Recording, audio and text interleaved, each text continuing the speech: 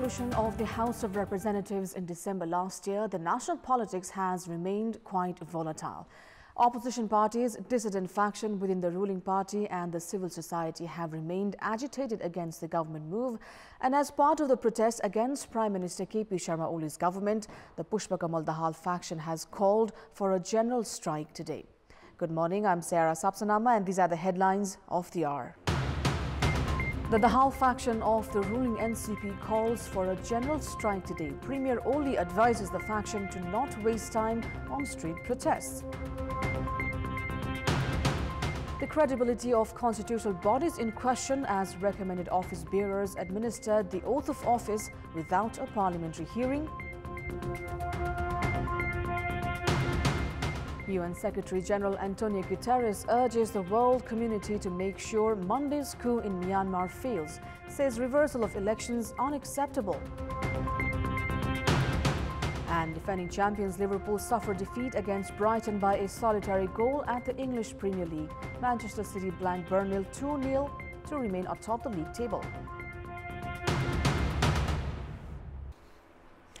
The Pushpa Kamal Dahal faction of Nepal Communist Party announced a general strike for today. The faction declared a general strike accusing Prime Minister KP Sharma Oli of appointing officials forcibly to various commissions, including the constitutional bodies, even with the capacity of being just a caretaker government.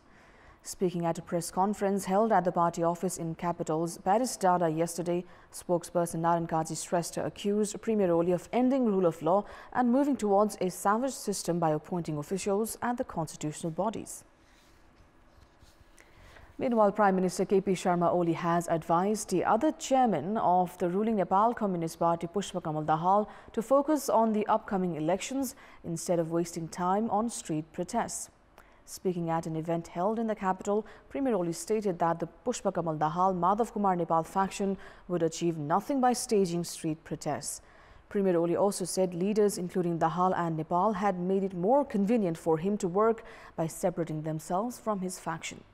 Premier Oli also reiterated that his party would retain majority at the upcoming midterm elections.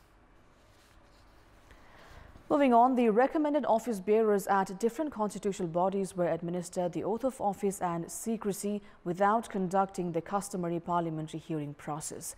This has raised questions on the credibility of the constitutional bodies. Their appointment has also affected the hearing on writs filed at the Supreme Court against the recommendations. The newly appointed chief of the Commission for the Investigation of Abuse of Authority, Prem Kumar Rai, assumed office after taking the oath of office in secrecy along with members Kishore Kumar Silwal and Jay Bahadur Chanda on Wednesday. Likewise, Tap Bahadur Magar took the oath of office in secrecy and assumed office as the chairman of the National Human Rights Commission. 4 other members were administered the oath along with Magar.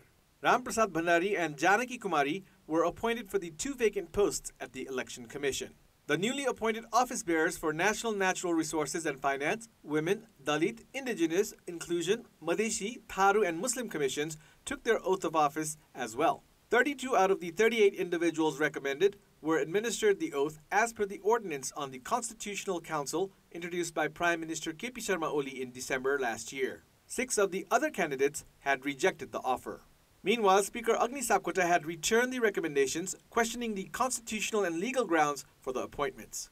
However, despite the Speaker's move, the candidates were administered the oath of office. Experts say the appointments are controversial and against the sentiments of the Constitution and that they dent the reputation of the constitutional bodies.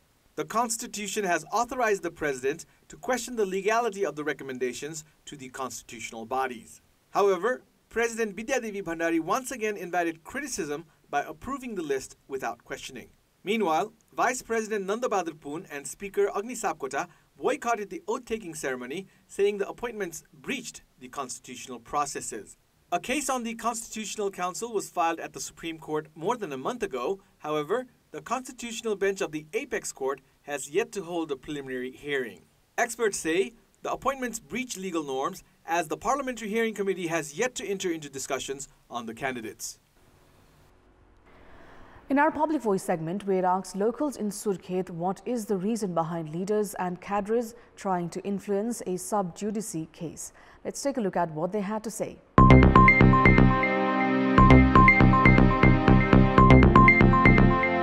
वर्चस्व कायम गर्न सकिन्छ कि भन्ने हेतुले उनीहरूले सर्वोच्चको निर्णय हाम्रो पक्षमा हुनुपर्छ भन्ने जिकिर गरिरहेका छन्। अलि नमिल्दो खालको र न्यायपालिकामाथिकै हस्तक्षेप हो कि जस्तो मलाई लाग्छ। अरूलाई कमजोर गराएर आफू शक्तिशाली हुनको लागि यसो गरिरहेका छन्। दुवै पक्षहरूले आफ्नो स्वार्थका निम्ति सबैले सर्वोच्चले आफ्नो निर्णय गरिदियोस् भन्ने छ।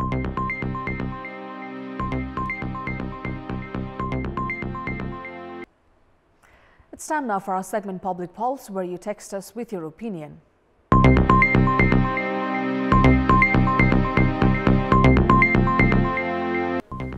The question is, why has the government program to build houses for the poor not been effective?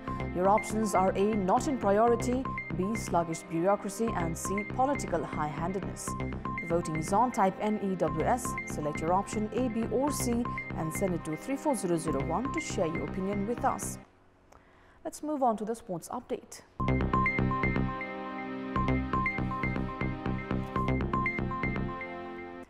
Now back home, Tribhuvan Army Club thrashed Chowdandigadi Municipality 12-0 in the National Women's League football to climb to the second spot of the points table. In the match played at Anfa Complex in Sadobatu, Sharmila Thapa alone scored 5 goals. Sapana Lama scored a brace in Tribhuvan Army's win, while Hem Chaudhary, Anjali Waiba, Bimala Chaudhary, Bimala BK and Rashmi Ghising were also on the score sheet. With the thumping win, Tribhuvan Army Club has climbed to the second position of the points table, securing 13 points from 6 matches. Armed Police Force leads the league table with 18 points. Likewise, in another National Women's League match played at the Anfa Complex, Biratnagar Municipality upset Nepal Police Club by a solitary goal. Parvati Ghale scored the only goal of the match in the 9th minute in Biratnagar's win. With the win, Biratnagar Municipality has climbed to the third position of the points table, securing 10 points. Nepal Police Club is in the 4th spot of the table with 8 points. With this, the first round matches of the National Women's League football have been concluded. The second round matches of the tournament will begin from Saturday. That's all for the moment. Thank you for watching. Have a great day ahead.